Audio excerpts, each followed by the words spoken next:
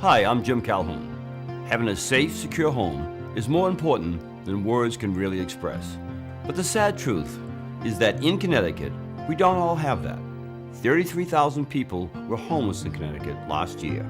Even worse, 13,000 of them were children. We need to find homes for people who are homeless, people who shouldn't live on the streets. Children shouldn't be doing homework in shelters. The good news is that we know how to provide for them. Supportive housing is a proven answer. Please take a few minutes now to listen as we tell you more about supportive housing. See how it works and how it rebuilds lives. See what reaching home really means and what this campaign can do.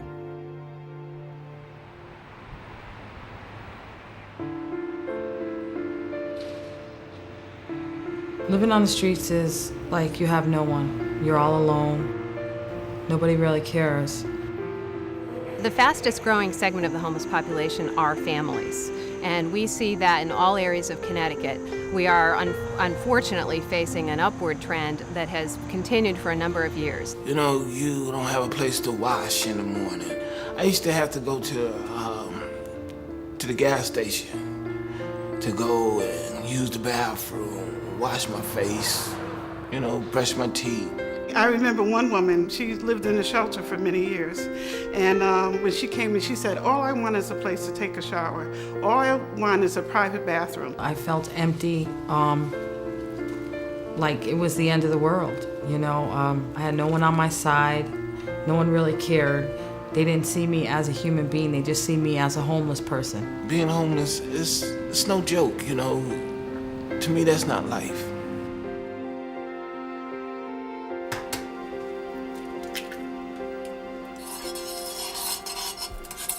I got a beautiful place. I got a stove today, a kitchen, a table, chairs to sit down in, my own TV that I can sit and watch when I want to. Air conditioning in my place, that I didn't have. It feel good. I got a frying pan that, I could put on top of the stove and cook. My own refrigerator, my own closet. I have a beautiful place. Well, what bothers me, sir, is that all of a sudden... Simple things we all take for granted take on special importance for someone who hasn't had a real home. Housing is a necessary step in ending homelessness. Supportive housing is a proven success. People who've been homeless rent apartments and receive the support services they need to succeed. Homelessness is a complex problem, and so the solution needs to be complex as well. It's all of us working together to create a system of services and housing that are available for people in need. Supportive housing is a permanent housing. The shelter is a temporary environment. Transitional housing is a 2-year temporary environment, but supportive housing is a permanent. People can live here as long as they want. For many years, Curtis Singleton was homeless. In trouble as a teen, he was in and out of jail, addicted to drugs, and suffered from chronic health problems. Curtis had hit bottom. I would just go out and just try to steal, break into something, hoping not to get caught. But deep down inside, I didn't want to live like that. Curtis sought treatment. He stabilized his life and spent time in transitional housing. But to keep on the right path, he needed to rent a permanent home that he could afford and receive continued support and treatment.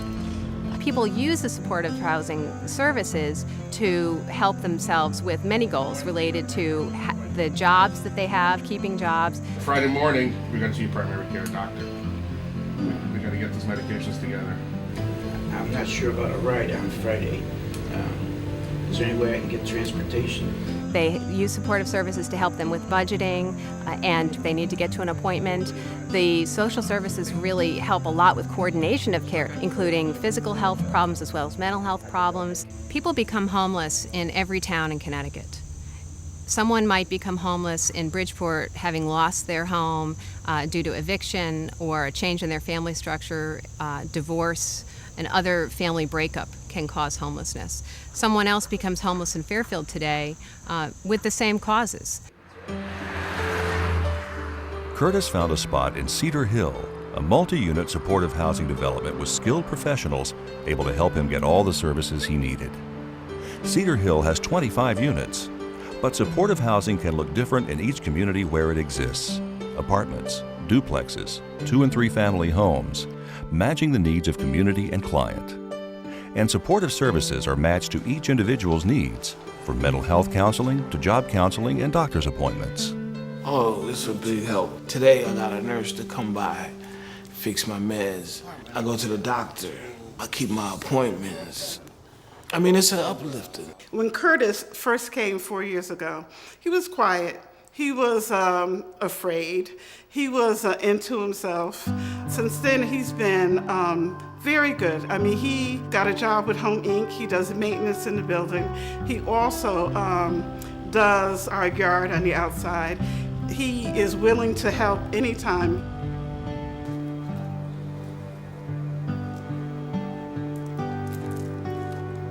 He reconnected with his family. His children started coming around more.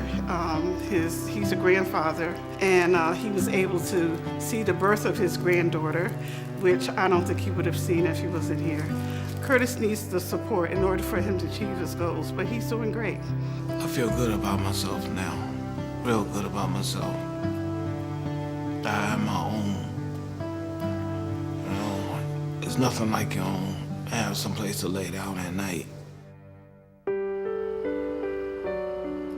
For Lori Mongillo, a place of her own where she can raise her daughter is an important step in rebuilding a life that had come undone.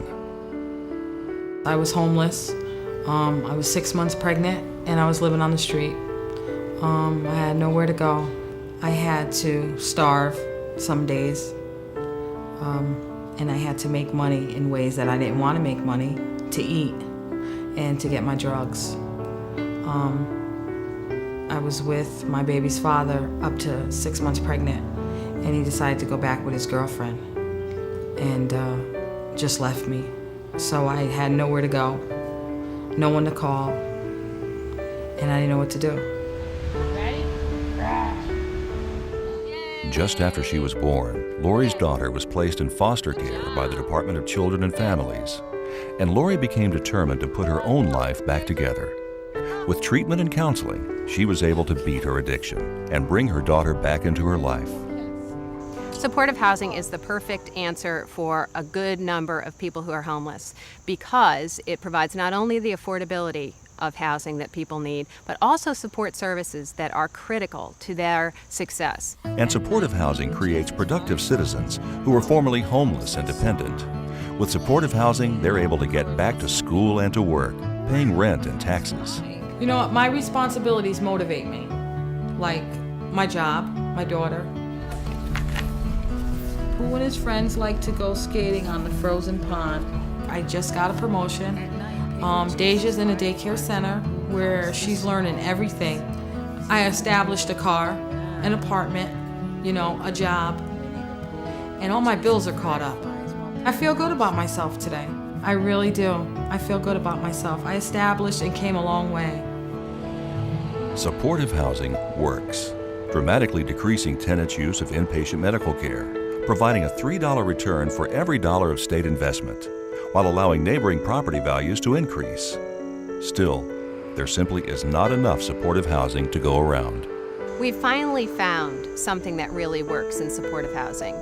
We have for many years been trying to answer the problem of homelessness, and we've done a good job in building shelters in the late 80s and in providing support services there that folks needed. But it's more expensive per person to provide shelter. It's more expensive for folks to end up in incarceration. It's more expensive for people to end up in the emergency room than it is to send people into supportive housing. It costs less to have folks in supportive housing, and it's better for them. There are lots of things to do, for friends to do all year long. Did he fall down? He did.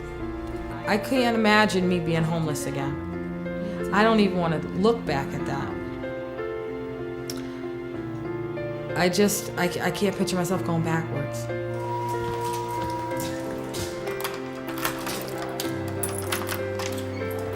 It's a good feeling. It's a real good feeling inside, to turn that key in.